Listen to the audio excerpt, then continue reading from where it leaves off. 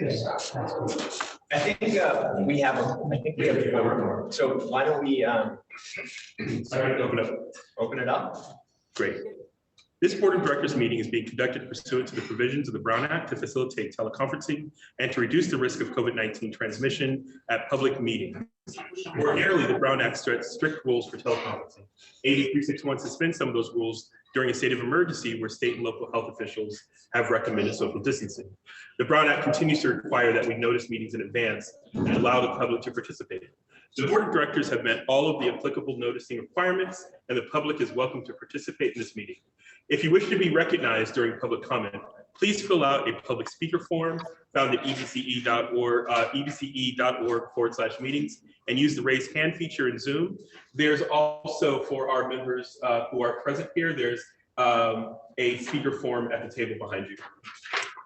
You'll be recognized for 2 minutes. Comments can also be submitted online at ebce.org/meetings. And that we could swear in the new members. Yes. Okay. So we have several new members with us today. Council Member Barrientos, Vice Mayor Jack Balch, Council Member Matt Bedoya, Member Jorgens. If I could have all of our new members repeat after me, our oath of office. Please raise your right hand. I, your name, do solemnly swear that I will support and defend the Constitution of the United States And the Constitution of the United States. and the Constitution of the State of California And the Constitution of the State of California. against all enemies, foreign and domestic. Against all these foreign domestics. That I will bear true faith and allegiance to the Constitution That I will bear true faith and allegiance to the Constitution of the United States and the Constitution of the State of California. And the United States and the Constitution of the State of California.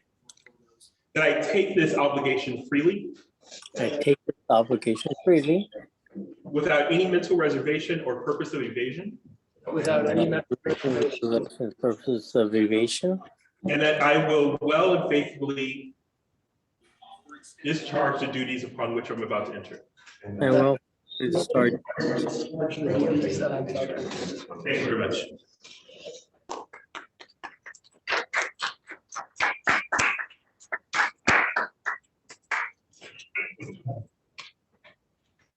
Your roll call? Roll call, please. Great, thank you. Alameda County. Albany. Here. Berkeley. Dublin. Here. Emeryville. Fremont. Hayward. Present. Livermore. Present. Kind of. Newark. Present. Oakland. Here. Pleasanton. Present. San Leandro. Stockton. Excuse me. Union City. Here. Not yet. Community Advisory Committee. Piedmont. Present. Here. We have a quorum. Closed captioning sponsored by Great, thank you for that. Plumbing, windows, heating, and air. Okay. I died in a Your pledge. the airport in the death jail around 2 Is it p.m. coming? Pledge. Oh, pledge. Yes. Who would like to lead the? Director Marquez, please stand. I pledge allegiance to the flag of the United States of America and to the republic for which it stands, one nation, under God, indivisible, with liberty and justice for all. Filed against the company. The charges stem from the 2020 Zog fire. phone is which dying. EPA admitted was sparked by one of the company's power lines. Can someone mute some of, there's some background noise coming. All of our, yes, thank you very much.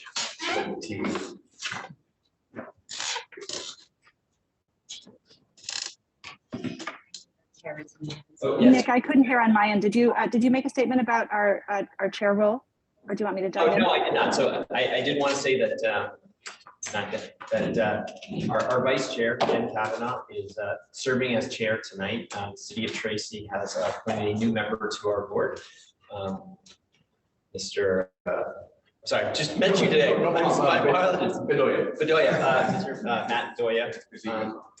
And so Matt is new to our board. And so in per our rules, the role of chair then transitions to our vice chair. So Jen is our vice chair. So Jen is our acting chair for today. And this board can agendize chair elections if it chooses at our February board meeting. So that will be the process there. And with that, why don't we go to open public comment? Great.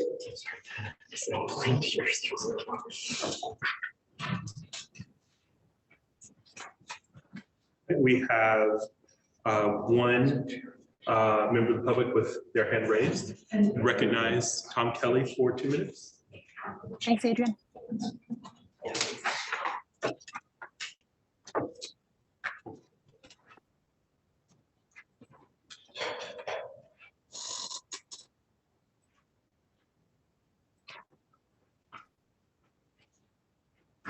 Thank you, Adrian.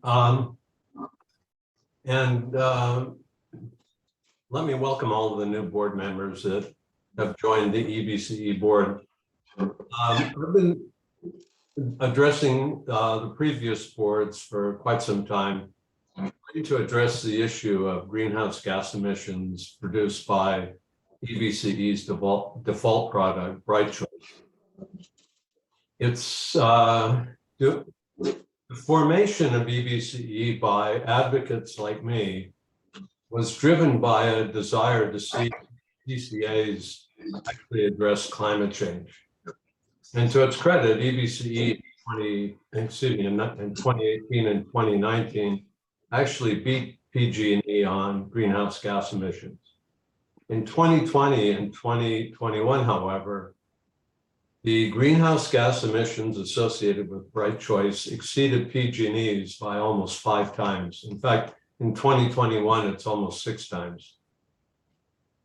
That isn't why we established EBCE.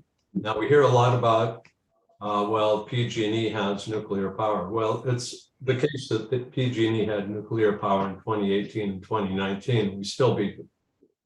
Other CCAs, Marin Clean Energy, Peninsula Clean Energy, Sonoma Clean Power, are all far below PG&E in terms of greenhouse gas emissions.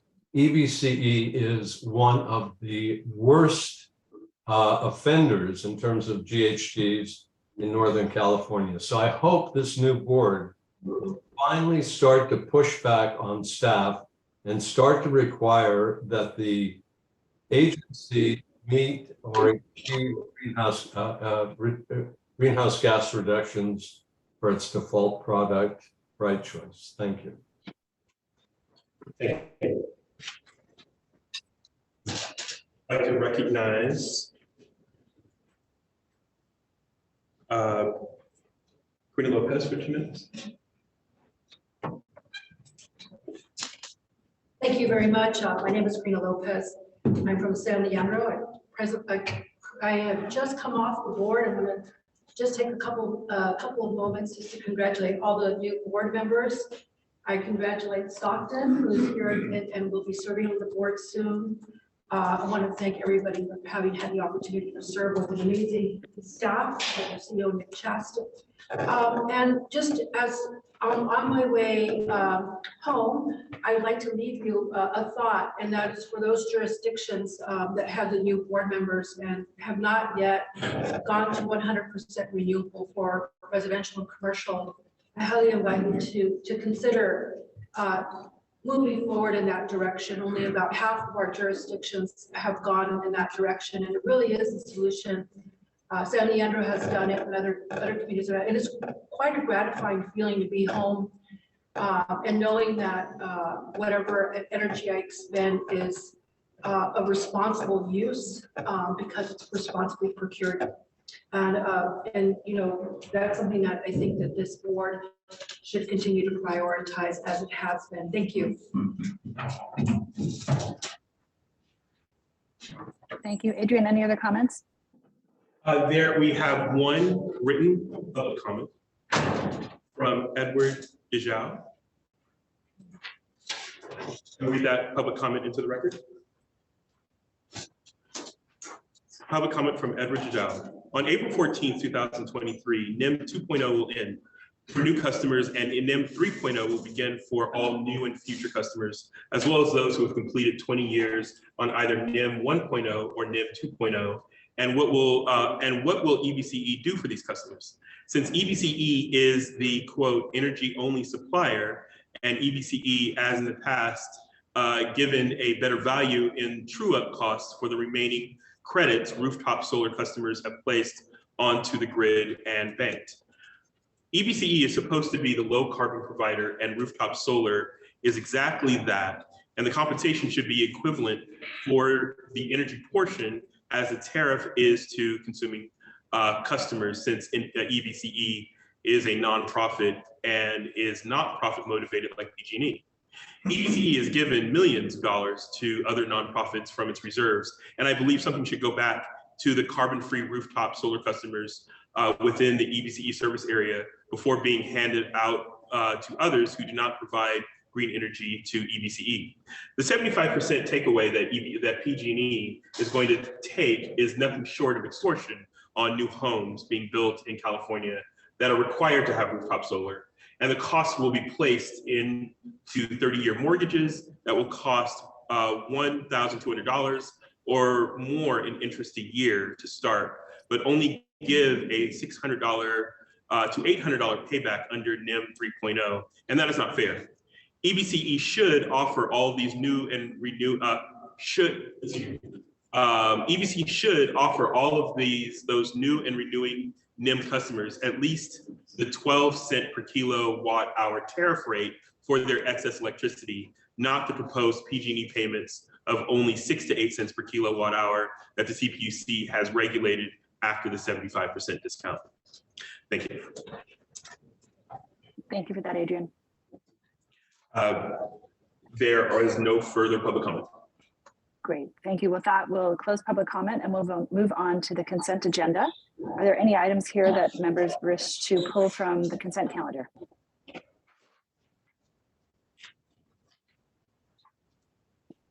I can't see anything in the boardroom.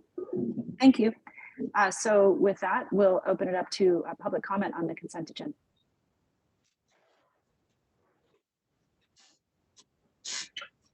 Adrian, is there anyone either in the room or online who would like to comment on the consent calendar? There are no hands raised for this item. Okay, great. So with that, we'll close comment and I will open up a motion. If anyone here would like to make a motion on the consent agenda. Yes, Member Patino. I'd like to make the motion to approve the consent calendar. Second. Just a second. City Attorney or second. Can you state for the record, Adrian, who said that? Member Patino and Member Bedolla. Just a second. Thank you. With that, we'll take a roll call vote on the consent agenda. Great, thank you. Alameda County. Albany. Aye. Berkeley. Dublin. Aye. Emeryville. Fremont. Hayward. Aye. Livermore. Livermore. Come back to Livermore. Newark. Aye. Oakland. Aye. Pleasanton. Aye with abstention on item 1. Thank you.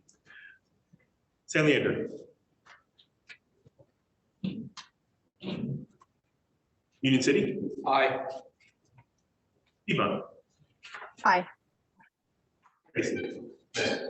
Consent agenda is. Great, thank you with that. With that, we'll move on to the regular agenda, starting with Nick Chassett and the CEO report.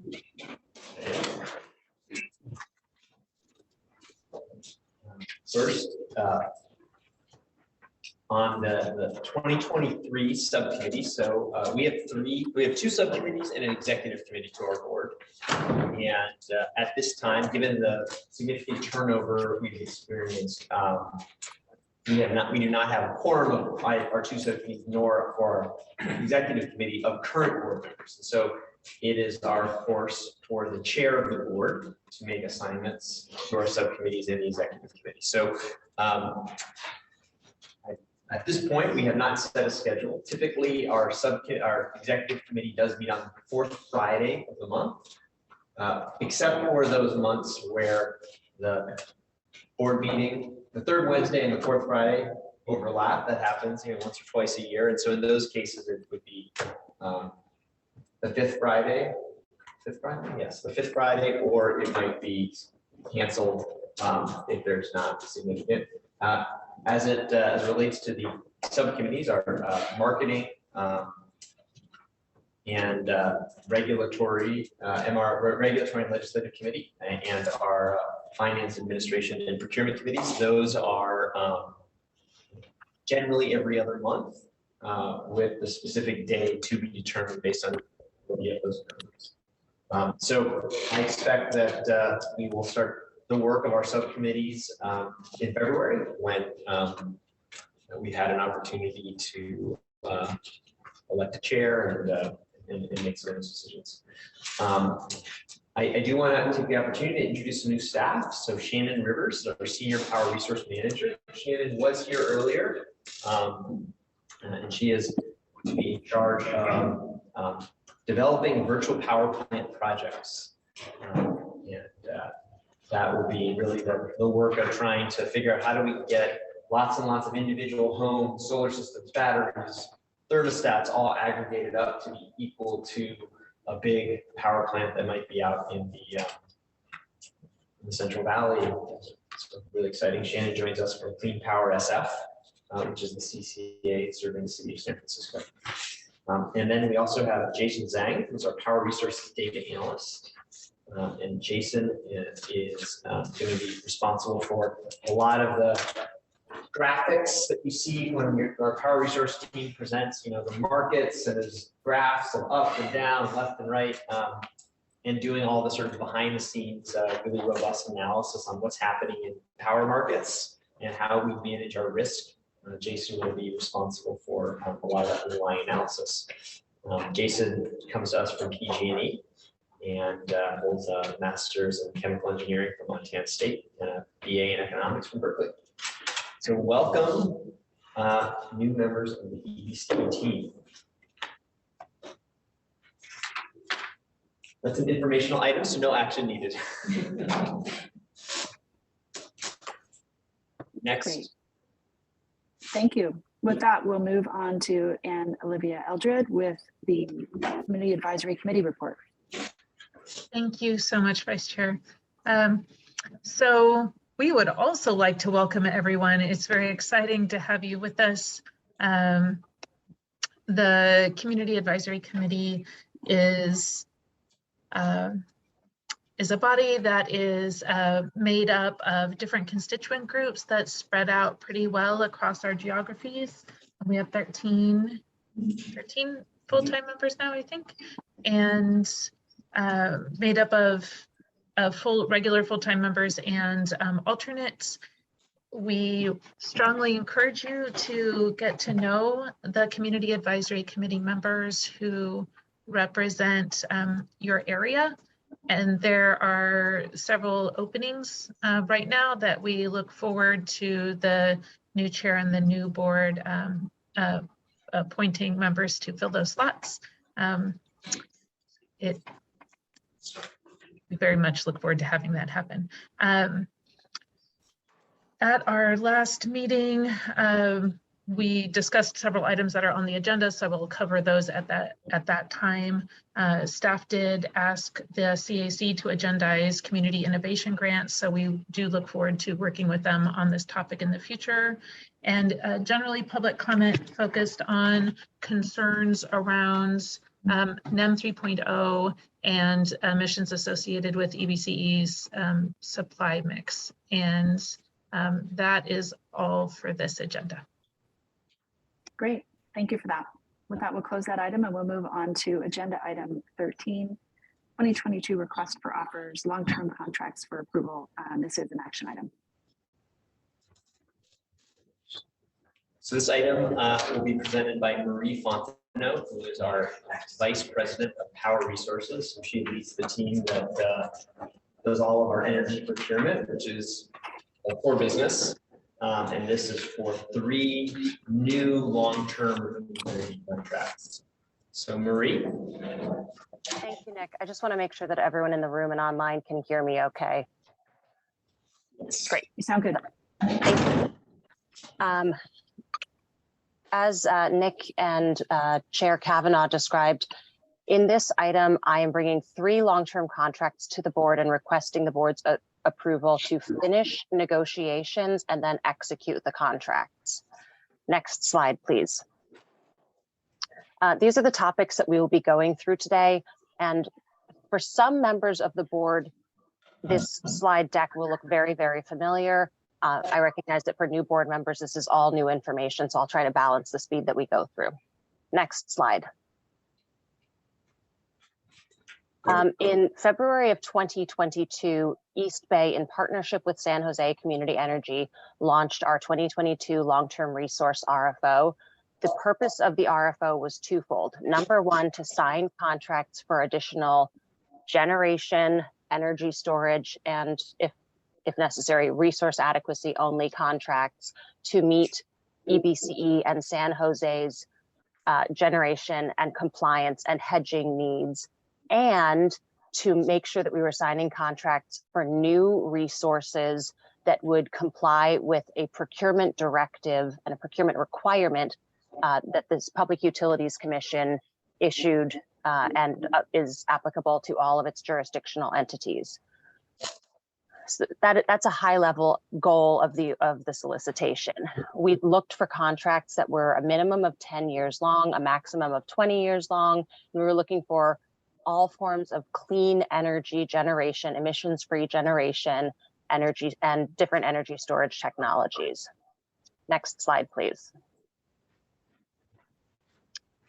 These are 6 products. There were 6 products that we solicited through this RFO. The product names are not really terribly important for the board to refer to. The one thing that I will note, if you were to refer back to this, is that these sort of many of these somewhat wonky product names actually align with language that was in the CPUC's procurement directive. So we wanted to make it very clear, we are looking to buy products that meet the orders that the CPUC gave to us. Next slide.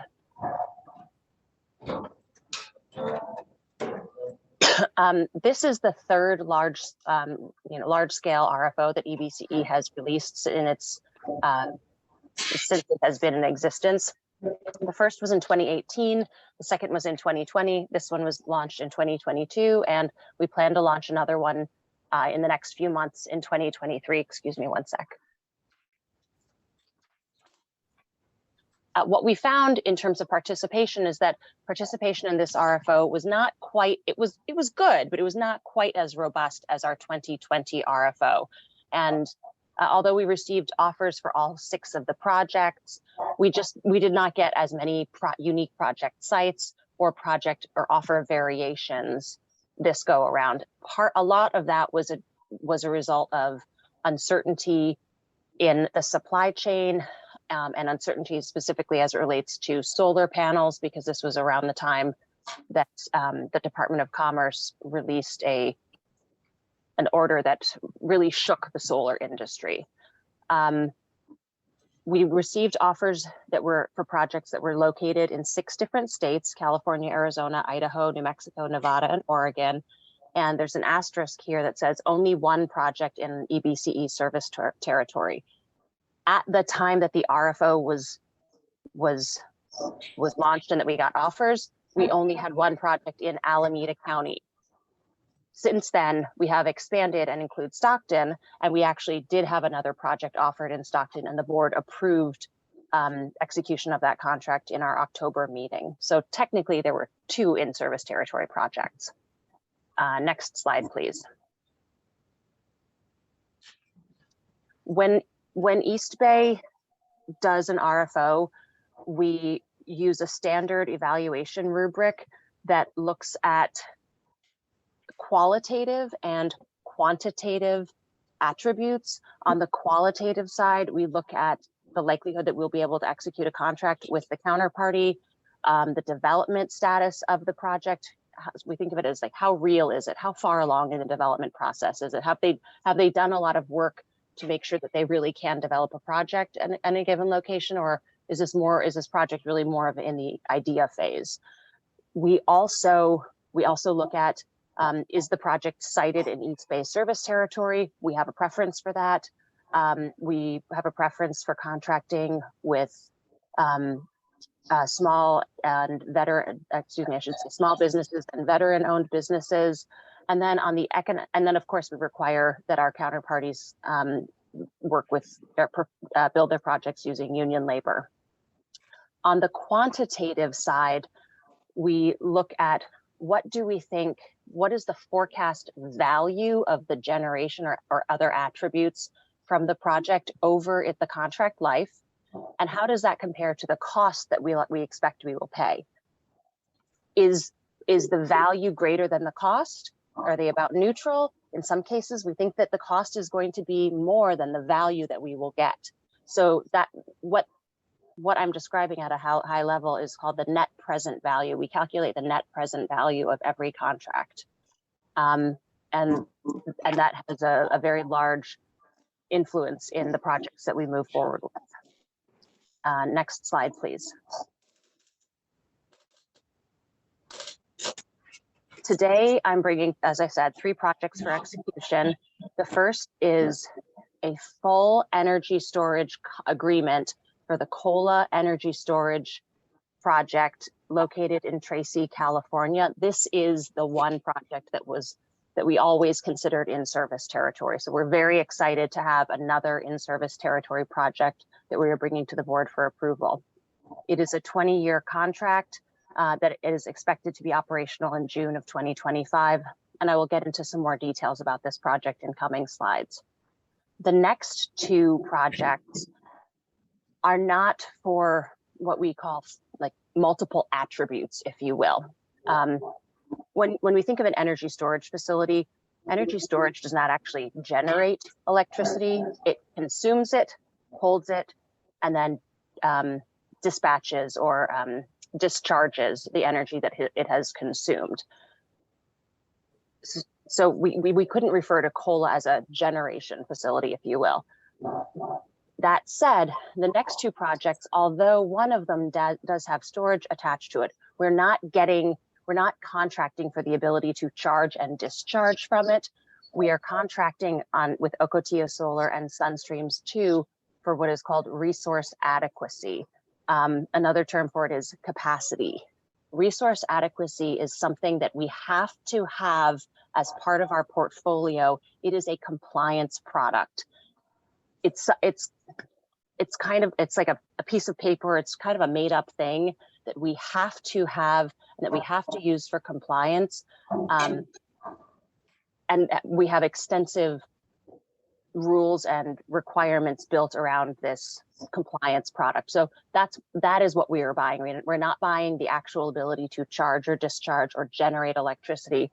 We're buying the certainty that these resources will be online and participating in the energy market such that we can count them for a compliance obligation. Ocotillo Solar will be a 10-year contract for 50 megawatts of resource adequacy. Sunstreams 2 will be a 10-year resource adequacy only contract. And I will describe both of them more in the coming slides. Next slide, please.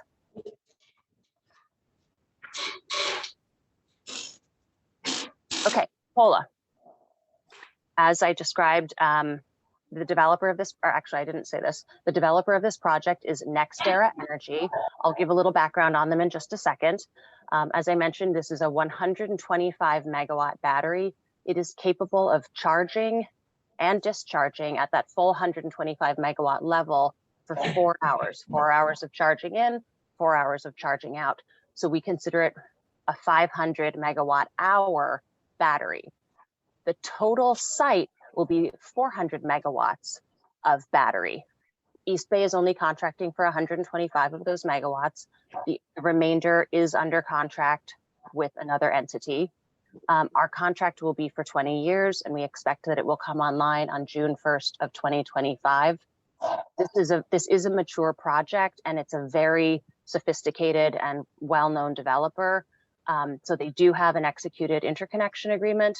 They have not yet executed a project labor agreement with local unions, but they will do so when we get a little bit closer to when it's time to actually construct the project.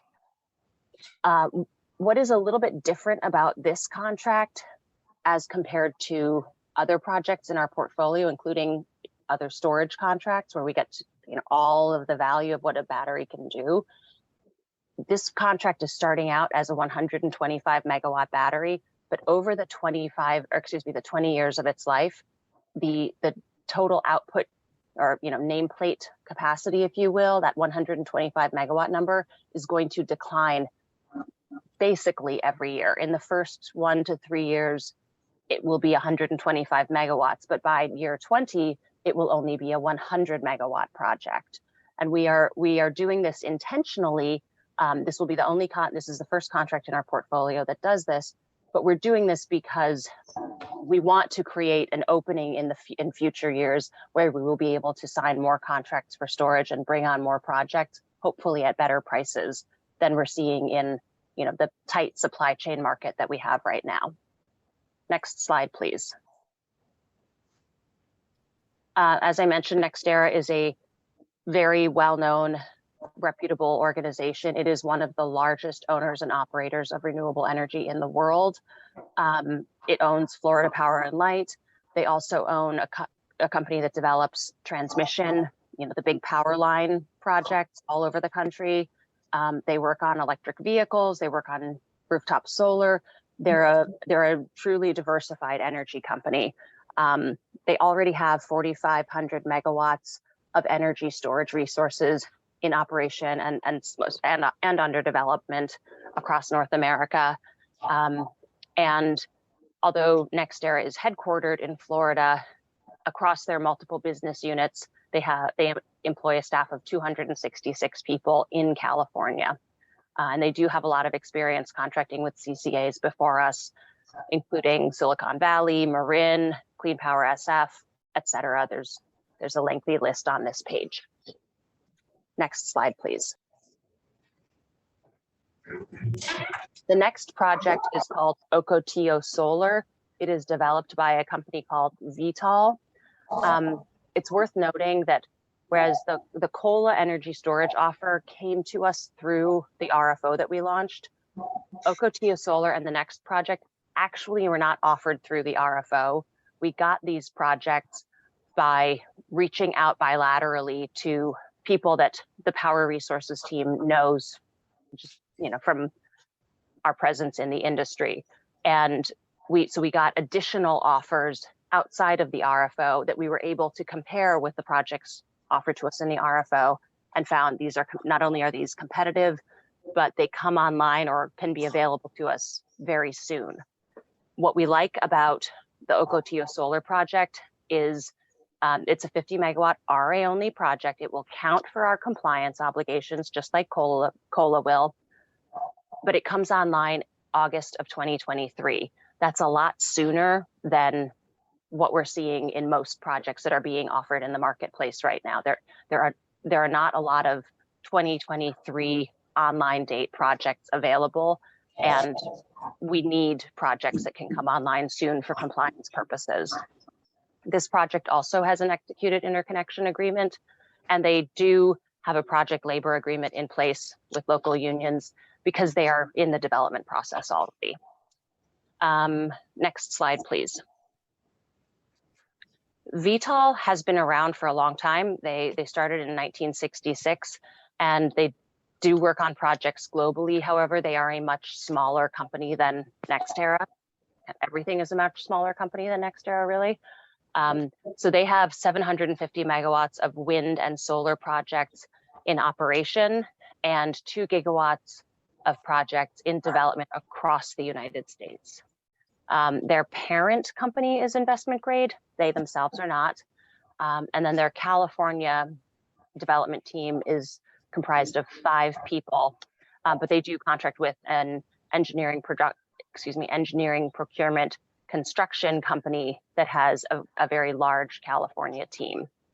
And they have experience executing contracts with DCAs, public utilities, and investor-owned utilities and retail providers in California. Next slide, please. Sunstreams 2 is the last project. The developer of this project is called Longroad Energy.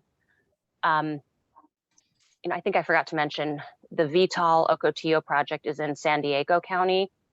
Sunstreams 2 is located in Maricopa County, Arizona, but because of the way it interconnects to the grid, it is considered it can count as a California resource. It can count for California resource adequacy. This is a solar only project. So while the solar energy is 150 megawatts for the resource adequacy compliance program, it does not actually count as that much.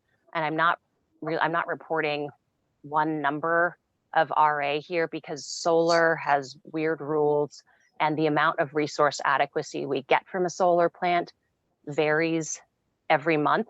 So for January, it'll probably count for like 1 or 2 megawatts. And for July, it will be 17 megawatts, but it varies by month. So it's not as simple as we're getting this much RA. It's going to vary every month.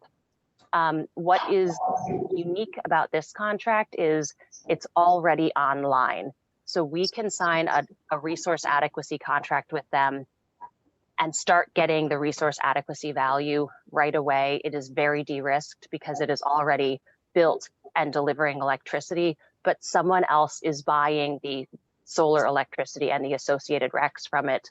It's under contract with a large tech company that has no need for resource adequacy. So that's why we're able to buy this compliance attribute from it and use it for our purposes. Next slide, please. Longroad itself is a rather young company, but it is led by a very experienced team comprised of executives from a company called First Wind Energy. Since 2019, they've brought on 11 major projects with over 400 megawatts of energy being delivered, 400 megawatts of nameplate capacity, I should say, being delivered to the California grid.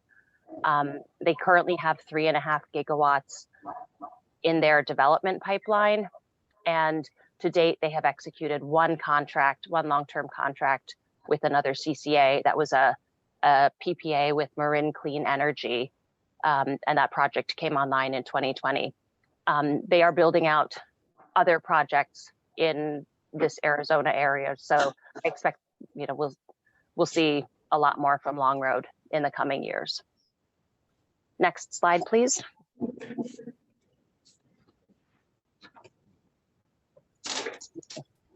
Now, for members of the board that were on our board last year, this slide will also look familiar.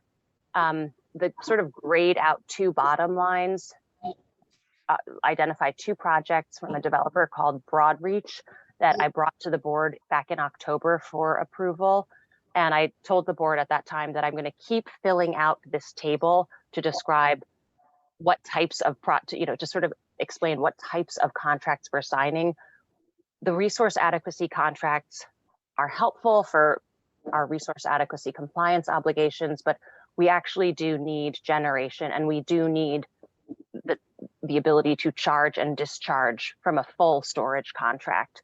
And so you know, we're happy to be getting all of these RA contracts for compliance purposes, and the full storage contract with NextEra does meet our compliance obligations also, but we do need to keep executing more contracts for more generation resources. And so it is my hope that next month I will come back and show you a few more lines added to this table. And that will probably get to be around the end of this RFO, and then we'll be launching our next RFO, because we did not get quite as robust of a response this time around. And so we have to go back out and look for more resources. I think the next slide says appendix, and the last slide in this deck, oh, okay, I'm sorry, next steps. We will finalize negotiations on these 3 contracts, and we'll be able to execute shortly thereafter. With all of our long-term contracts, we monitor the contracts and make sure that each project is meeting its performance milestones even before the project comes online. There's a lot that they have to be doing that we keep track of to make sure that projects are that they're going to come online on time, or that we know if they're going to be delayed.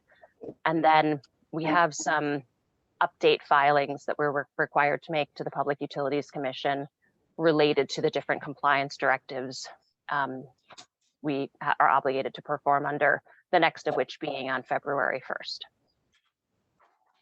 And then I think the last slide, the next one says appendix, the one after that is a list. This slide is a list of our current executed contracts. Some of them are online and generating, some of them are not online yet. And I'll just caveat that we don't this project list is on EBCE's public website. We don't typically list resource adequacy only contracts. So like you wouldn't see Broadreach on this list, because we don't really advertise projects that we're not getting energy or storage charging and discharging capabilities from. And that is all. Great, thank you for that comprehensive report. So this is an action item, and so I'll open it up to the board for questions at this time, and then we'll go to public comment, and then we'll come back to the board for any comment before we move on to a vote. Adrian, if you could help me on your side navigate questions, that would be really helpful. Great. There are no hands raised for public comment. I've received no written public comment for this item. Okay, great. Are there any questions here among our board members? I see Anne Olivia Eldred has her hand raised. Thank you, Vice Chair. I just wanted to give a report back from the Community Advisory Committee. This is one of the 2 items that were discussed in quite detail and length. Special thank you to Marie for being fantastic about fielding all of the questions. There are a lot of technical people on our board, and she is always exceptionally gracious and thorough in her explanation. So the CAC did recommend support of staff approval, and just again, thank you for taking all of those questions. Great, thank you for that acknowledgement. That's really important. Any other questions from board members? I have a question. Yes, feel free. And Adrian, feel free to acknowledge because I can't see. Thank you. Thank you for the presentation. So my question is in regard to the NextEra contract. I believe this is the one that was noted that we were going to reassess the costing in 10 years. Is that correct? Was that for the NextEra contract?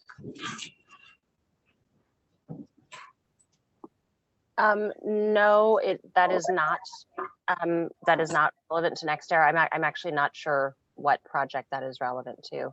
For NextEra, it's sort of the unique contract structure there is typically it's 100 megawatts. Batteries, they depreciate, right? So, every 5 years to 7 years, if you have a 20-year agreement for 100 megawatts, that's 2 or 3 times during that cycle, you're gonna actually have to go and take old batteries and put new batteries in it, so that to maintain that 125 megawatts of nameplate. In this particular agreement, we actually negotiated an outcome where the project can degrade from 120 megs. So we're not going to replace every time a battery needs replacement. They're not going to replace it. And so by the end, it's going to be less than, I forget the number, Marie. 100. 100. So it's going to go from 125 to 100.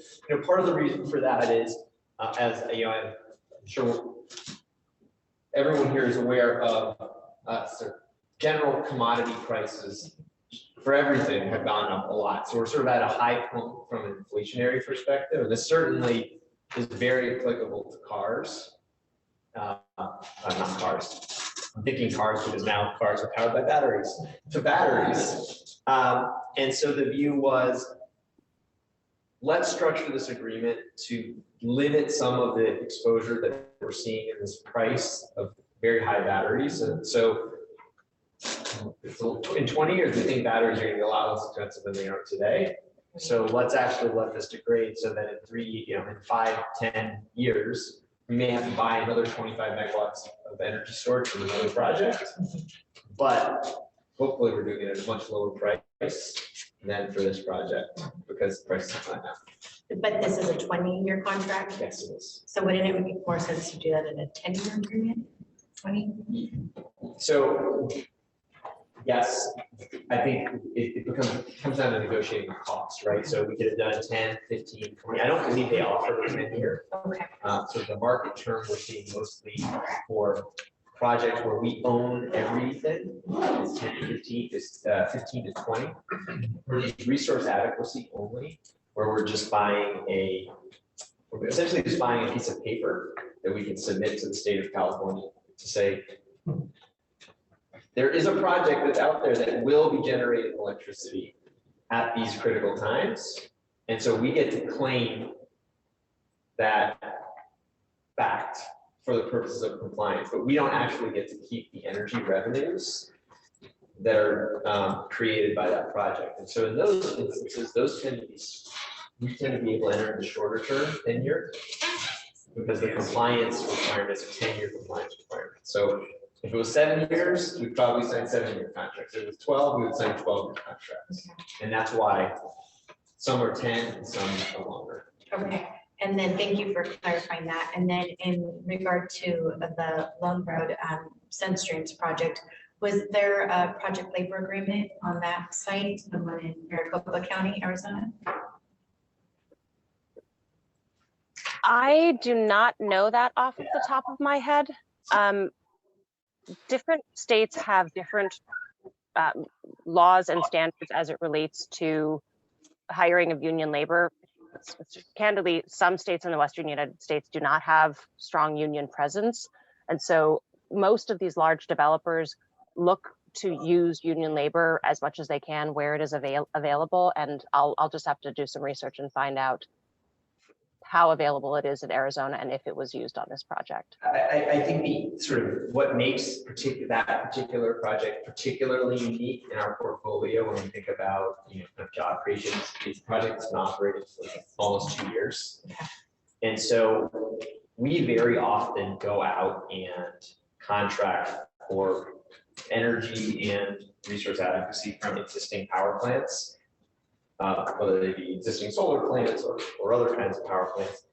And typically we don't apply the same labor parameters to those because the project's already constructed. So our decision is not going to sort of affect the labor standard that is applied to the construction. In this particular case, it's a long-term contract. Generally speaking, we enter into from existing power plants shorter-term agreements. But this is a unique one because it was built a year and a half ago and it's been selling to a large technology company that doesn't have any regulatory obligations. They just want to count it towards their green pledge. And I'm actually, when this was brought to me, I was actually a little surprised that they hadn't already sold the resource adequacy to another project. But I think it's a testament to the fact that our team is always like they're looking under every single rock you possibly can look under to find projects that can provide these compliant solutions to us. Okay. Is it possible then to add, when we solicit for the next round of proposals, I'm looking at the solicitation overview. I don't see anything specific to a preference for project labor agreements. Is that something that we could consider? I know We very much do require project labor agreements for new projects that will be built. But as Nick explained, for a project that has already been built, we can't retroactively require it because it's already constructed. Yeah. Yeah, that is a standard term. It is in our solicitation protocols and it is in all of our contracts. Okay, thank you. Thank you, and definitely encourage any members, of course, and certainly new members. Don't assume that everyone else in the room knows the answer. But as folks are new, please feel free to get your questions answered. As you've heard, these are things that we're often talking about over time. So want to make sure everyone's following along and tracking and getting their questions answered. I see there's another hand raised here from Anne Olivia Eldred. You're muted. I believe my hand was actually just still up. Apologies. I'll put it Okay, down. great. Yeah, no apologies needed. It's all good. Anyone else in the room who has any questions? If not, and I think Adrian, you said you don't have any public comments, so we can move on if if there are any comments, or we can move to a motion. We do have. Yeah, thank you. So I'm a new member, so I do want to ask a few questions. Excuse me, just to clarify, sorry, just to interrupt for a second. For folks who are here and for the record, can you just say who's speaking? Sherry Hu, the City Council member of Dudley. Great, thank you. So my question is, as a new member, I don't know the background information here. I know the staff has done a lot of great research, trying to get hold of the project, the options, and then you have algorithm to evaluate those options, and then you choose these 3 projects to recommend to us. So my question is generic, it's more like over this process, what's the most challenging task for you, and what's the risks, and what we can do next time, and when is the next time those similar things coming, and what kind of things we need to improve or change, or what do we learn? Yeah, absolutely. Great question. So I would say this go round, we launched this solicitation in 2022, about a year ago. And what we found, that's really coincident with a lot of the supply chain challenges that we've seen kind of resulting from COVID and then just general sort of inflationary effects. And so what we found in this particular solicitation was it was very challenging to get suppliers to stick to a specific price. So the way our process works is we put a solicitation out, people put bids in, they'll put a price, and then we'll have a term sheet, and they can look at the term sheet and they can provide red lines. And then we run those bids through our algorithm to sort of value the projects. And then you come up with net present values of these different projects. We look at the net present values relative to the risk factors, like, is this a very experienced team, or is it located in an area that may have a hard time building transmission? And then from there, we have a list, and we have these are the top 3, 5, 10 projects. In our previous experience, the prices that were bid were generally viewed as this is the price that we're going to then negotiate. What we found this go around was that when we would go to sort of start negotiating, our suppliers would come back and say, no, sorry, we can't hold that price anymore. We need a new price. And again, these were not unreasonable requests. They said when we bid, we thought solar panels would cost X. And all of our suppliers are coming back, even though we have contracts with our suppliers have come back and said, sorry, we can't fulfill your contract anymore. We need to renegotiate. So I think that was a lesson learned for us, that going into this next solicitation, there are some different structures we may need to look at, including some indexing. So, might we want to think about allowing people to submit bids where we say, we will accept some variability in your pricing for things like steel?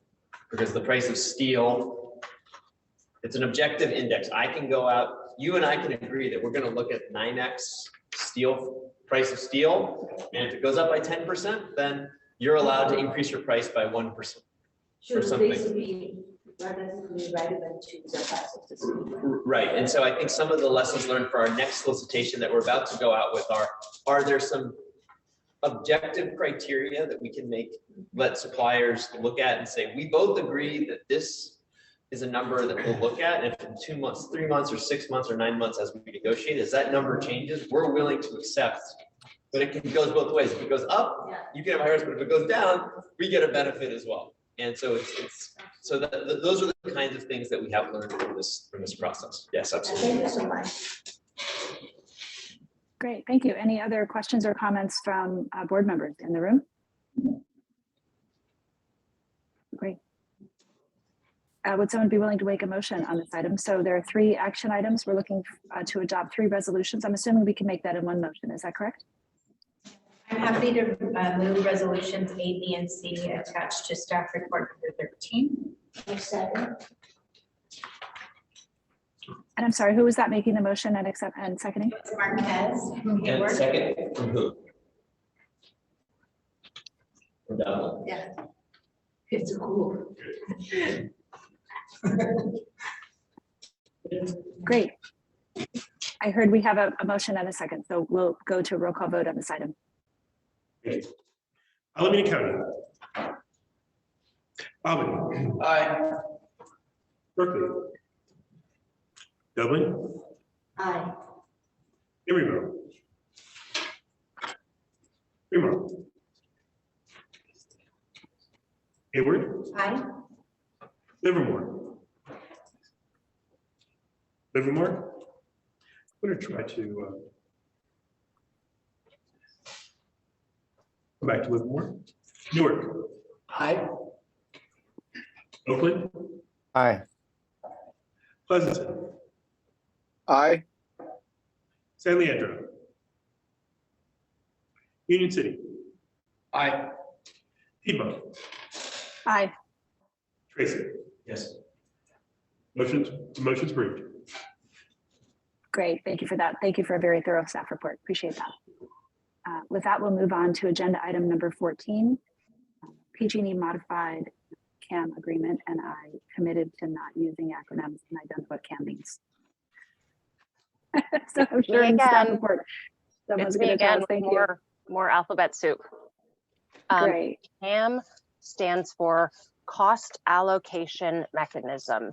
And it is one of a few regulatory tools through which energy or related compliance products, in this case, it's resource adequacy yet again.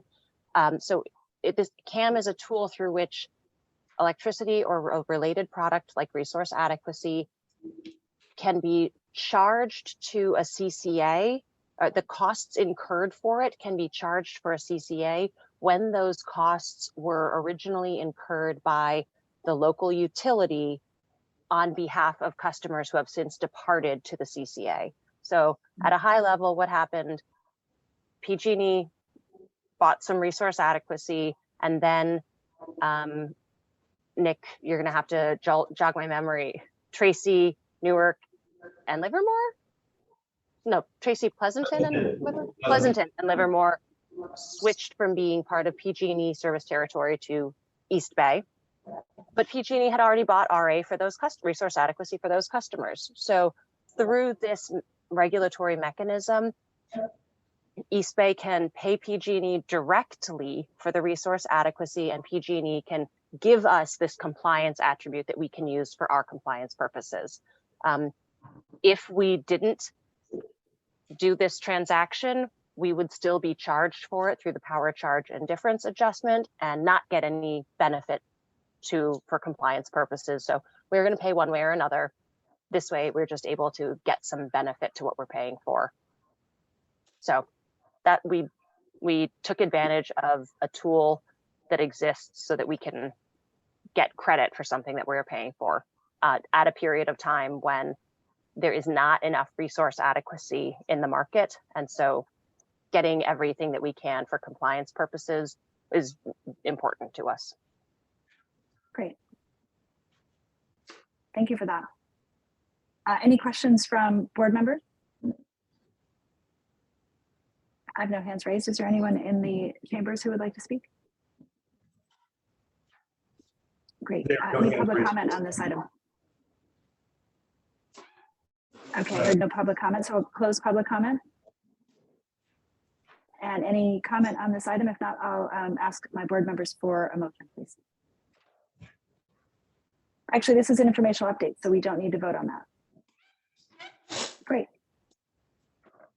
Thank you. So seeing no comment, we'll close this item and move on to agenda item number 15, authorizing the CEO to negotiate and execute agreements with Sunwealth LLC and Gridscape Solutions for the Resilient Critical Municipal Facilities Program. And this is an action item.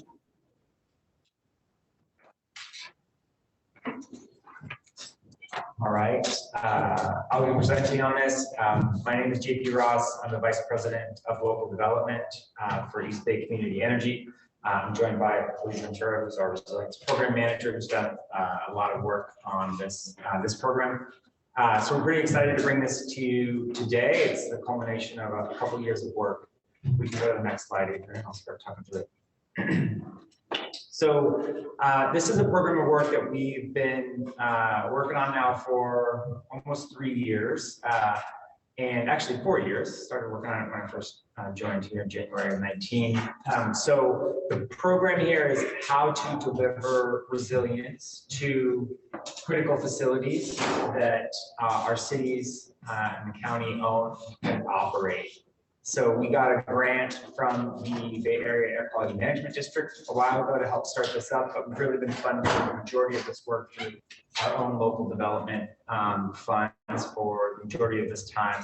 Through that period, we've assessed over 300 facilities that our cities have brought to us, stating that they need to be online to provide service during outages, earthquakes, public safety power shutoffs, floods, the new set of climate catastrophes that we're now experiencing.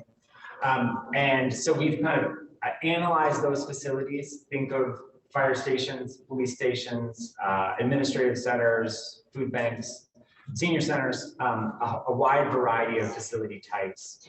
And we've been working with staff and department heads on multiple cities to kind of build this list and do the analyses such that EBCE could step in and fulfill a procurement role, but a new procurement role kind of services where we can help our cities deploy new solar and storage projects that can be online in a microgrid format during an outage where these facilities can stay online where they might otherwise have lost service. And so what we're bringing you today is an update on that with respect to our phase 1 engagement, which has been underway for about 1.5 years now with our first 4 cities.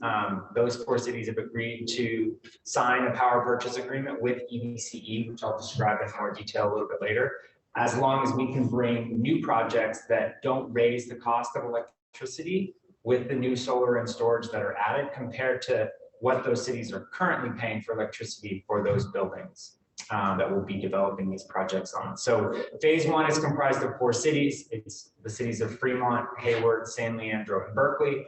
And we're also already engaged in phase 2, which is to roll this out to more cities.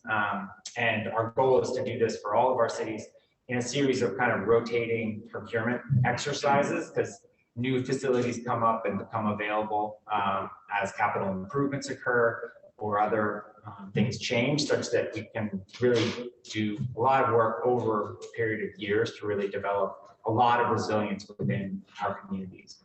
So the piece of the work that we've done here is kind of multifaceted.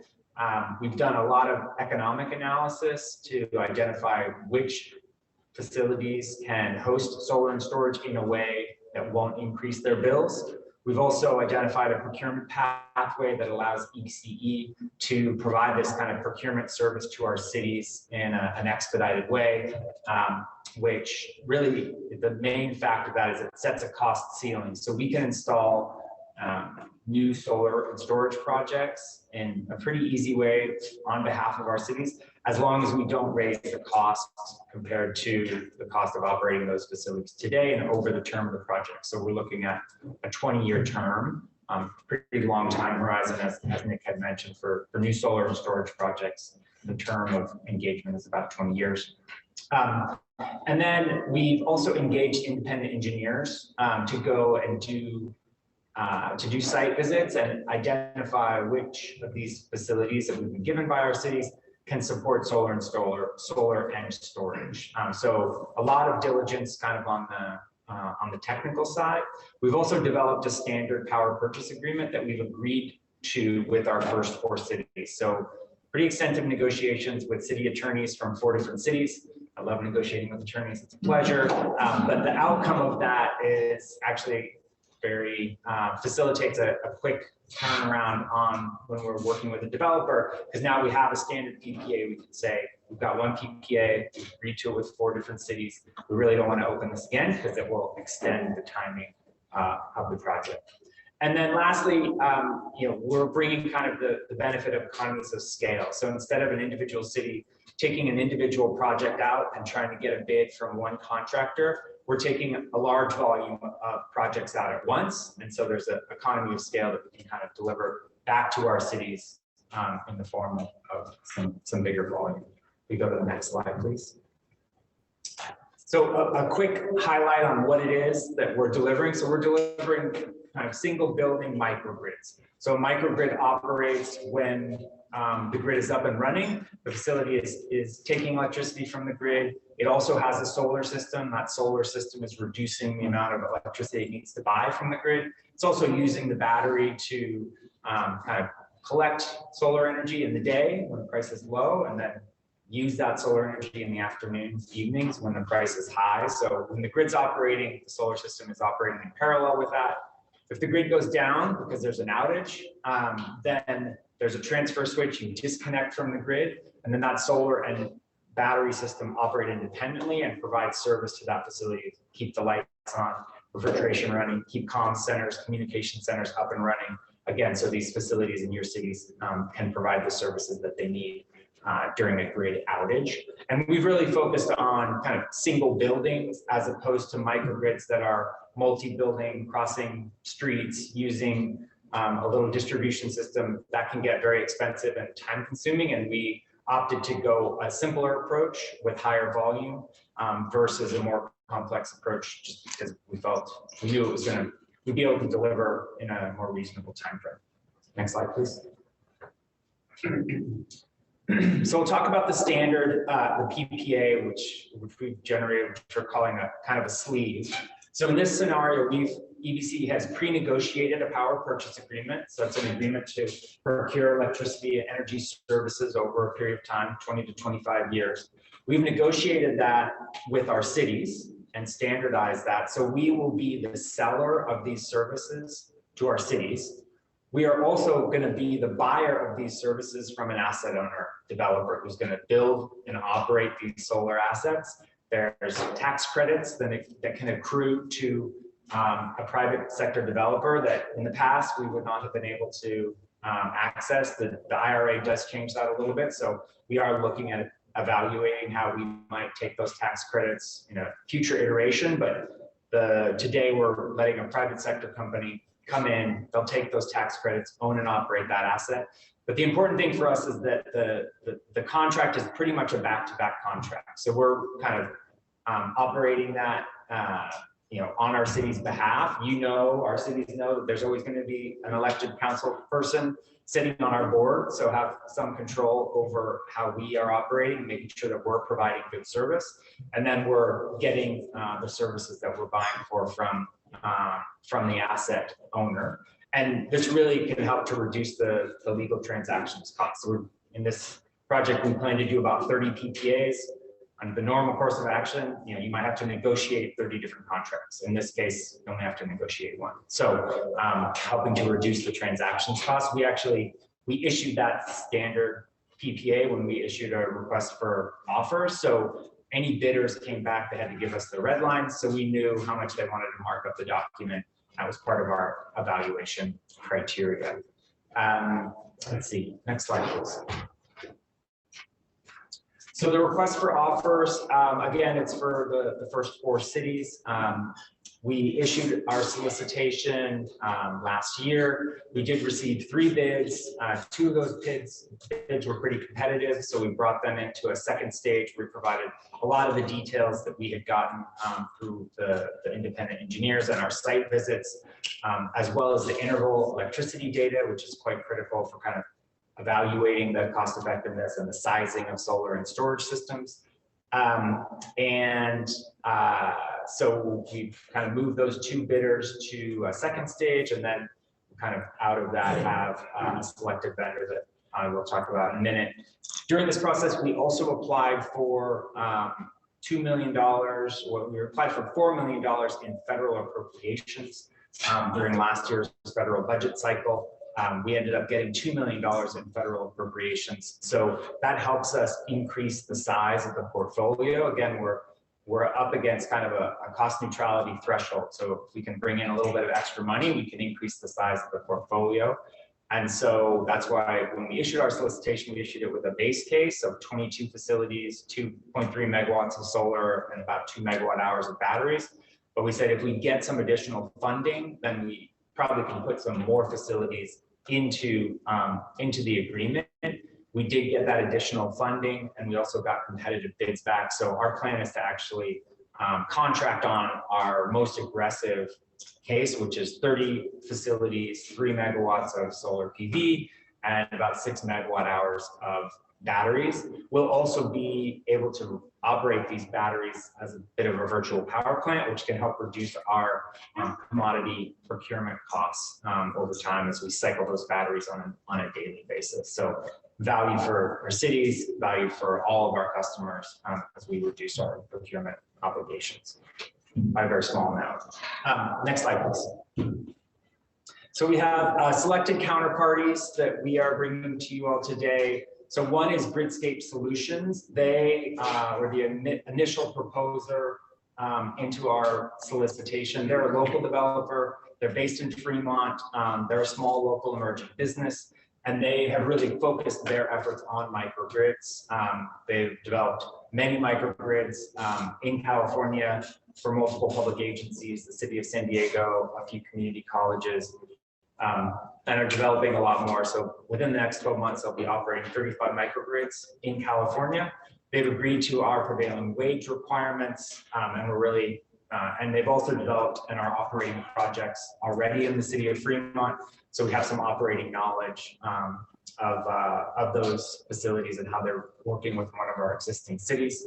And then they brought in an asset owner, SunWealth LLC. That's a Connecticut-based clean energy investment firm that's been in operation since 2014.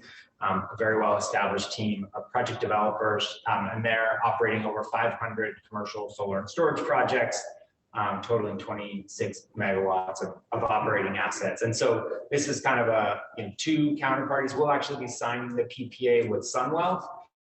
They will be contracting with Gridscape, who will then do the development and operate those assets. So that's the selected counterparties that came out of the competitive solicitation, and that we'll be asking you to take action on today. Next slide. So there's a little more. So one element that you may be aware of is that the net energy metering rules within California are changing. They're moving from net metering 2.0 to net metering 3.0. That is going to have an effect on kind of the cost effectiveness or the value to a customer of installing solar and storage.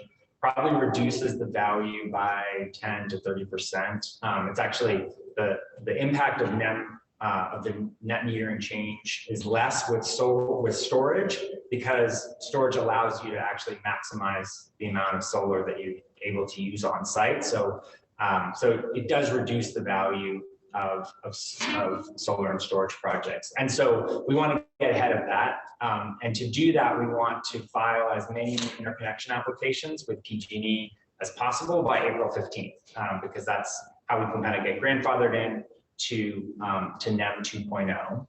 And so because we're kind of in the process of signing this PPA and getting that up and running, we are going to ask that you approve an agreement with Gridscape to pay them to do these net metering applications kind of as we're finalizing the PPA. So we can't ask them to do like $1 million work when they don't have a contract. So we're going to kind of prepay them for that work. Then when we sign the PPA, we'll actually get that money back. So it's not a capital outlay. It's kind of a way to invest in increasing the value, or securing the value of these projects before a regulatory change comes in place in about 3 months. And so that's why we're asking for kind of a two actions today to support us completing this work. So if we go to the next slide, I think we have the requested action item. So one is for the power purchase agreement with Sunwell. We're asking you to authorize the CEO to negotiate and execute the PPA with Sunwell for 20 to 25 year power purchase agreements for our phase 1 cities. So that would be action 1. And then action 2 is in order to secure net metering 2.0 for as many projects as possible, we're asking for authorization to negotiate and execute a consulting services agreement with Gridscape to submit as many applications as possible. And we're actually putting enough money, we're asking for an NTE of $1 million in this case. We want, that provides us plenty of money to submit interconnection applications for our phase 1 cities. We also have a lot of data on other cities outside of phase 1. And so we're gonna file as many interconnection applications as possible for both phase 1 and phase 2 cities. And so the NTE we're asking for is more than we need for just our phase 1 cities. Trying to kind of land grab a little bit more value in proactively filing interconnection applications for as many projects as we can do. And that is to say, even under NEM 3.0, we still plan to do this. We might be able to it might reduce the number of facilities that we can get done because the slight value reduction because of NEM 3.0, but this project is certainly not going to end when the new net metering rules come into play. So I think that's it. Great, thank you for that report. I see we already have a hand raised, so we'll take questions from board members. Anne Olivia Eldred. Thank you. I just start with the report back from the CAC discussion, and so that the board has that feedback. We are excited to see this microgrid project moving forward with 30 projects in 4 cities in the first round, and applaud staff's forward thinking to take advantage of NEM 2.0 for our second round cities. We are specifically pleased to see EBCE contracting with a certified Alameda County SLEB business from Fremont. Public comment did mention the request made by the chair of the board in 2022 to apply for the Transformative Climate Communities Grant to fund community-based microgrids like those discussed here. And follow up from that would be great. And both motions to support both of staff's recommendations were absolutely wholeheartedly supported. I will add that today, I just got notification of it today, the Center for Biological Diversity did file a challenge against the CPUC decision for NEM 3.0. So that's exciting, and we'll be interested to hear back from staff about our participation in that. Great, thank you for that, and thank you for the support. Appreciate that. Any other questions from board members before we open it up for public comment? Hi, Patino, Union City. Yeah, thank you. That was a great report. Really excited about phase 2. Can you refresh my memory? What was the ask of the cities that participated in phase 1? I'm sorry. What was the ask? For them to participate? What did they have to put forward? Right. So yeah, as we kind of went out to gauge interest in phase 1, we talked with many of our cities to figure out kind of where they were in kind of the readiness factor to participate. Each time we ask, we've put this together, we've gone to the cities to participate. They have passed city council resolutions to participate in the program and kind of an agreement to sign the standard PPA that their city attorneys have agreed upon with us, as long as the portfolio of projects that we bring back does not raise the cost of electricity compared to what they're currently paying over the term of the agreement. So that's something that we've asked to each of our cities in order to participate in this program. So is there any funds that would have to be paid for out of the city general fund? So per the procurement 42-1710 that we kind of are operating under, the long-term savings have to outweigh the long-term costs. So that could mean that there could be some utility expense in early years and then savings over the term of the agreement. That's stuff that we can work through with the city. If you have a higher escalation rate on the PPA, you can start with a lower rate, and with a higher rate, you may be able to not have any capital outlay in early years. Those are details that we kind of get into. I think that you're speaking about more, or do we ask for the city to spend any money? And so no, not to start. But what we have, I found, is there are some instances where there are projects where, say, you have a community center that needs a new roof. And so when we think about, we had 300 projects, right? And then we got to 30. There were, among those 300, there are some projects that could have been really good candidates, but they needed a new roof, as an example. And so we don't have the funds in our we can't necessarily pay for that new roof. And so that's more of that is an option at times we have laid out to say, look, that site could be a great site. If you fix the roof, then we'll put solar on top of it, but we can't fix the roof first for you. And so, but that's an option. All of the engineering costs, those are all borne by EPC. I think it's mostly just been, frankly, bandwidth. It's more of a staff bandwidth question. It's not, we are having to go out to different sites, and so you might be making sure that there's somebody in public works. It's like, okay, I'm going to meet you at the community center, and you got to go do a site walk, and got to go look at the electrical panels and what have you. So I think that has been, in some cases for some cities, they just haven't had those resources available, and so we do kind of tend to go because we look at this as phases. Eventually, we'll get to everybody, but the first phase and even the second phase, the ones who are a little bit more, hey, yes, please come to our city, come work with us, are the ones who tend to orient towards. Though in every round we go out and we have multiple rounds of communication. So it's not for lack of trying, but it's more just in some cases cities are like, well, hey, we're working on other stuff right now. Come back to us next time. Yeah. Okay. Thank you. Thank you. Any other questions from board members? Yes, I'll answer. Thank you. Thank you, JP, for the presentation. I'm sorry if I missed this, but for the interconnection applications due before April 15th, do we know which cities are going to be considered for the phase 2? So it's the phase 1 cities. We also have phase 2 resolutions passed by Oakland, Livermore, Pleasanton, and Emeryville. Those are the 4 cities that have agreed to participate in phase 2. And so, yeah, the staff engagement there has been working with department heads, getting a bunch of as-built from existing facilities so that we can kind of understand what the situation is on those facilities. So that's kind of the staff effort, or another element of the staff effort. But those are the 4 cities right now that are in phase 2 that we've actually gathered information for already, such that we have like 6 weeks to do this work. So it's a quick turn on what's the data we have, how quickly can we process it, and then put that into applications.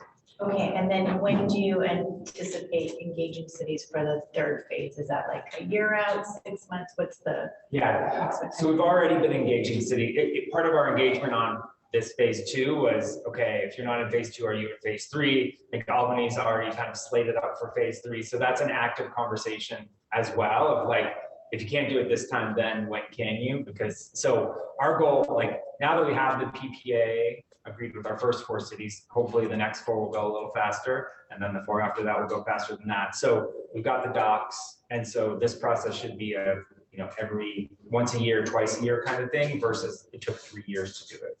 Okay, thank you. And I will say, it's not simply going to be 3 or 4 or 5 rounds, because so what we've very explicitly done is in this first go round and probably the next couple, it's really municipal. So it's not Hayward Unified, it's just City of Hayward. Hayward Unified could very well be eligible, or Cal State East Bay. Like, there are all these public, potentially really great candidates for this work, but we felt like, all right, we're negotiating this agreement. Let's go through the cities where you as council members are on those boards, and let's go through that process. And there's a lot of opportunity there. And then in round 4, round 5, round 6, we'll go to sort of the, call it adjacent local government agencies. And that may be an opportunity to go back to, by then that roof might have been fixed and we might be able to go back to that facility at that point. So, this could very well be something that we do for years to come, because there's just so much potential. Yeah, I think, there's the other kind of well of opportunity is many of our cities have, and kind of public agencies, school districts have a lot of existing solar systems that are installed. And so can we go through and add storage to those solar systems to make them resilient? That's an emerging kind of sector within this clean energy space. That's something that we're keen to pursue as well. So I think, we're proving out this model. This phase 2 will be our first rinse and repeat. So we'll get a sense of like how quickly we can compress this cycle and then, continue on from there. One more question. Yes, we have one more question. Sherry Hu. So we have one more question here. So when they have like first phase, second phase, who is a counterpart from the city to bring this project forward? I haven't heard of this kind of project in my city at all. That's my question. Like, does a board member like before me? Yeah, so we do a lot. We collaborate with city staff. Sustainability staff is our first point of contact. With most of our cities, we have a monthly meeting with sustainability staff from all of our cities. So that's who we reach out to. Dublin did its own kind of solar and storage project, and you have your own portfolio, and so hasn't really been that actively engaged. We have chatted with Shannon and said, hey, this is available, and so if you want to participate in us in a future round, but Dublin kind of went its own route. Typically, though, the way it would work is we start staff to staff. There's an engagement, and then if it's clear that the staff feels engaged, then we would bring the board member from that city into the mix, and then they participate. And typically, but in all these cases, the board has to take action. So there, usually it's a resolution that the board says, yes, we want to go do it. Then that gives us a signal to start working with your city attorney to negotiate the agreement. And then when the agreement is finalized between us and the city attorney, then the council will vote on it. But again, in Dublin's case, because you're working with Wildan, yes. So we did not include Dublin in phase 1 or phase 2 because the direction we got from our board members is like, no, or really from your city manager was, we want to focus on the Wildan projects first, and then at some later point, it might be good to work with the city. So I think we spent like almost, I think, a lot of money, $100 million on different projects. To me, I see the difference of our city does that with other consultants on our own, and compared to using this channel, it's probably the funding resource, right? Like here, you do help to secure some funding, provide help from our city's project. We can go like they go out to find other resources too. Yeah. So I think that might be some difference in the resource wise. But thanks for thanks. Yeah. Stephen Albany, you got to a lot of my questions before I can ask them, which is good.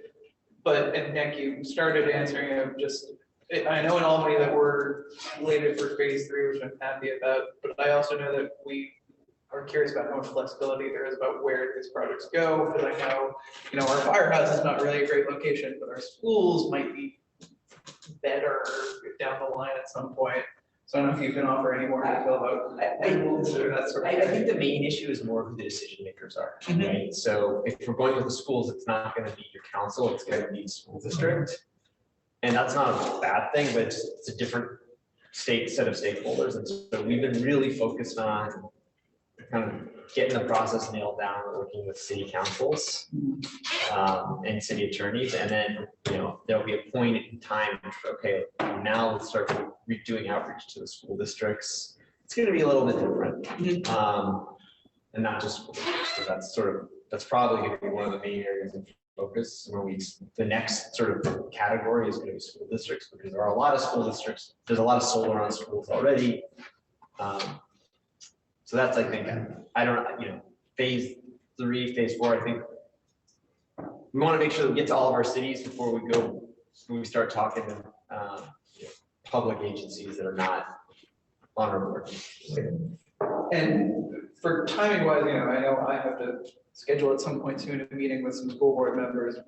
Is it on a time where you would like any of us to start saying to them, you should expect to be reached out by EBC, or maybe you should think about this or anything like that, or is it still too early? I don't know that we've thought about it internally. I will also say that when you're just adding the battery, it's going to be a little different. Like, it's going to be a different development process too. You don't have to go and do all of the same, analysis of, there's a solar system. You just have to say, like, okay, can the battery, is there a pad laid to put a battery? So it may be frankly a different process. And so it's something we need to think about internally. I'm really focused on this one right here and getting this. I appreciate it. I'm a fan of getting customer feedback early in the product development cycle. So I think it's something that we've been thinking about is what are those adjacent agencies and what's the timeline? I don't have a clear timeline for like when that discussion happened. I think we can follow up on it, but it's a different set of customers. It's a different product kind of life cycle. And so I think we're going to want to engage on that, earlier rather than later. But right now it's like, we got to prove that this works before we really have something to take out. Great, thank you. Great, thank you. Any other questions in the room? One more question. Councilmember Bedoya, City of Tracy. I just, to me, it looks like a standard, agreement negotiated with cities. But just for my clarity, being a new board member of the board, is there anything about the second requested action, the prepayment and reimbursement structure that the board should know about? Liabilities, pitfalls, excuse my language, but yeah, anything that we should. Sure. So I think the pathway for the phase 1 net metering applications is pretty clear. We know which 30 projects, we've done a lot of diligence on them. We have a high degree of certainty that we're going to be able to install those. So there's not a lot of risk to that. And we know that, so the risk is that we don't sign the PPA and then we filed a bunch of applications. We can then, those assets belong to us. We can take it out to another developer and say, we have a bunch of net metering, got a hold on a bunch of projects, we can take and develop those projects. So we will have spent some capital, but we have the asset that capital is generated. I think for phase 2, there's a little bit more uncertainty around, if we take, say, 50 projects and file those, we might, some of those could prove to be uneconomic, or we might not develop them. So there's some at risk there. And so we'll have to make a decision as an agency to make sure that we've got enough certainty in those projects that we're going to bring them to completion. The kind of asset sale back is pretty standard in the development world of you do some pre-development work, that pre-development work has a value. We can agree on what that value is. And when you sign an agreement, you get compensated for that pre-development. It's a little it's probably not that common for a public agency to do that, but we are taking kind of lessons learned and standard practice from the development sector and saying, how do we apply that on behalf of our customers and cities and make an efficient pathway. So there's very standard processes for kind of the asset sale and getting compensated for that expenditure. I think the added dynamic here is, normal course having had the rules for solar, rooftop solar not changed so drastically, we would probably not be pursuing this. Not at all. We wouldn't have to. We would just be doing it for the 30 projects. It's fine. But because this decision was made, and it was made just in December, you know, we didn't actually know what the changes would be until I think they published it sort of toward the end of November. Very quick cycle times, make the decision in December. And it was in December, I recall, we had, you know, this was, you know, the 22nd of December or something, we were on the phone saying, okay, gosh, how is this going to implicate phase 2? And we said, well, you know, if we can, let's see if there's a way to try to get 50, 60, as many of these potential sites that still are a little early in the development. So we don't know. A quarter of them might fall out because they're not economic and they can't deliver savings. But it's worth it to us to actually get all of them under this much, much superior, much more valuable regulatory treatment. And so that is why. So the risk really is we spend some money and some of these projects are projects we can't do anything with. But, you know, I think our calculus is even if half of the projects don't fall out, we could double the cost of for the projects that do, and it's still worthwhile, right? So if it's $50,000 if it's $20,000 normally, it suddenly becomes $40,000 per project. Getting those projects that cost $40,000 in under this net metering 2 is still worth doing. That makes sense, makes sense. For my clarity and for transparency for the public, where does the city of Tracy fit into any of these recommended actions, if at all? Yeah, so we've had a couple conversations with city staff and Tracy that we started 6 months ago, or yeah, about that. And there's been a little bit of turnover, and so haven't really been able to engage to kind of get to you know, a phase 2 plan. So I think there's continued work there to do with city staff to kind of, you know, do the analysis on the facilities. Certainly a lot of good open rooftops out there, so wasn't for lack of that. I think some of it was really directly related to with your city manager, and so I think some feedback we did get from staff was to say, really interested. Let's wait until the new city manager comes on board and gets their feet kind of under them, and because this is not the day-to-day work of running a city. It's, you know, it's actually making sure that there's firefighters and you know, street lights and paving. And so it's a little bit of a nice to have in that sense. And so, you know, but to JP's point, this is Tracy and Stockton, you know, a lot of good warehouses, a lot of sun. So that just touches on my third question, just you know, also offering myself, if I can be a resource between you guys and the city of Tracy. I was going to ask offline, you know, what can the city of Tracy contribute to the cause? But thank you, that's all. Absolutely. Yeah, I think we're working with staff when we can to, you know, it is a bit of work, you know, certainly with the team to get all the facility info that we can so that we can kind of do the analysis and do our job. Great, thank you. Any other questions from board members? Thank you. With that, we'll open up to public comment. Adrian, I see we have a few hands raised. Yes, Jessica Tovar and Vipul Gore. I can recognize Jessica Tovar for 2 minutes. Thank you.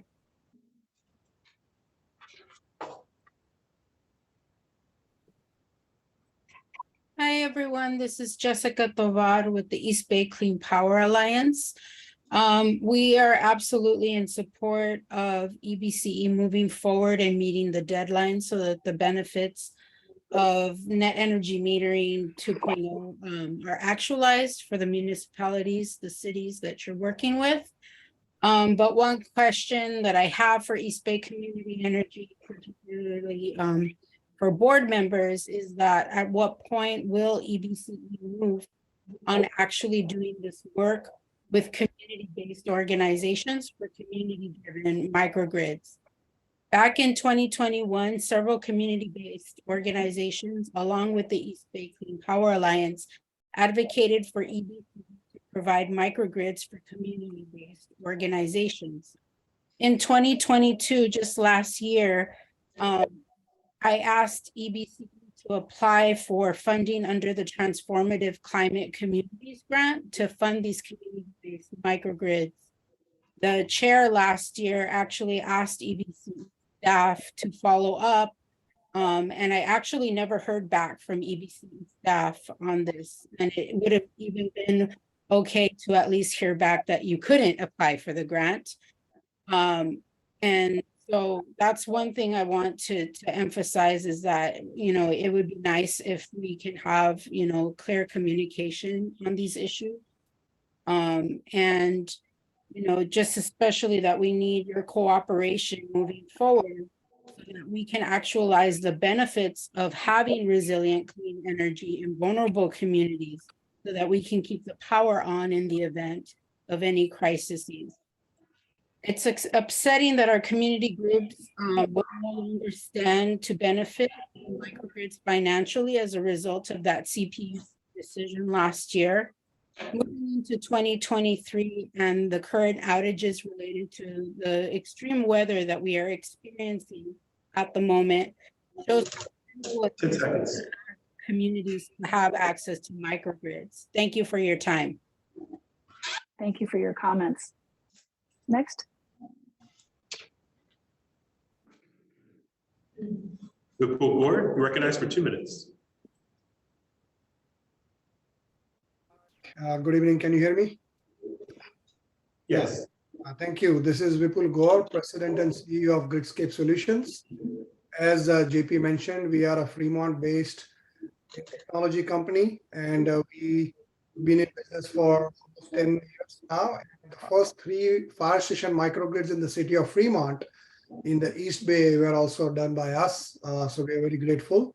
We are actually super excited about this opportunity and grateful to EBC to give us the opportunity and select us to install these state-of-the-art microgrid, solar microgrids in the East Bay cities.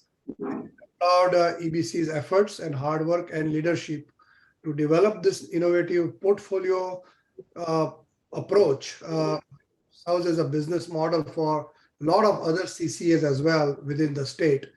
This is definitely a very innovative approach. It keeps the cost of the project low and brings all the benefits to the community, especially small sites.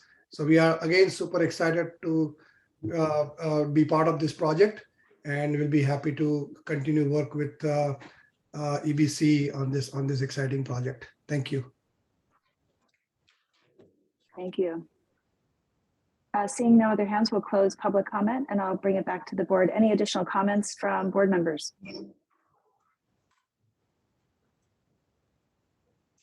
Okay, seeing none, I will entertain a motion on this item. Albany moves both resolutions. Second. City Tracy. Great, thank you. Adrian, can I ask you for a roll call vote, please? Yes. Thank you. Alameda County. Albany. Aye. Berkeley. Dublin. Aye. Emeryville. Fremont. Hayward. Aye. Livermore. Newark. Aye. Oakland. Oakland. Pleasanton. Aye. San Leandro. Union City. Aye. Piedmont. Aye. Tracy. Yes. Oakland, aye. Thank you. The motion is approved. Great, thank you for that. With that, we move to board member and staff announcements, including requests to place items on future board agendas. I'll open it up to the board. I'll chime in. Thank you. I just wanted to see if staff can please respond to the board and Jessica Tovar's inquiry in regard to applying for the grant and looking at future opportunities if we're aware of them, if we can be a little bit more proactive staff can just respond to that. Please. City of Tracy supports that.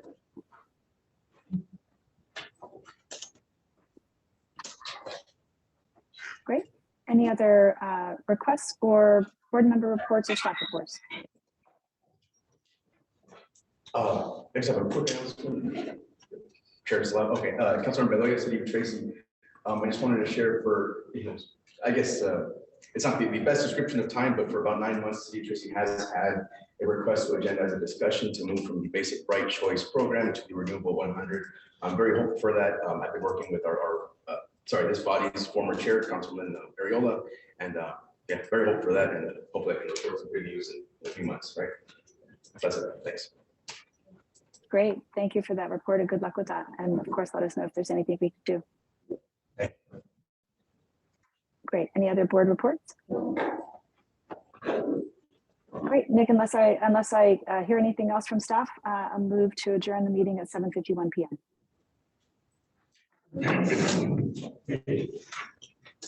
All right, so moved. Thanks all. You're welcome.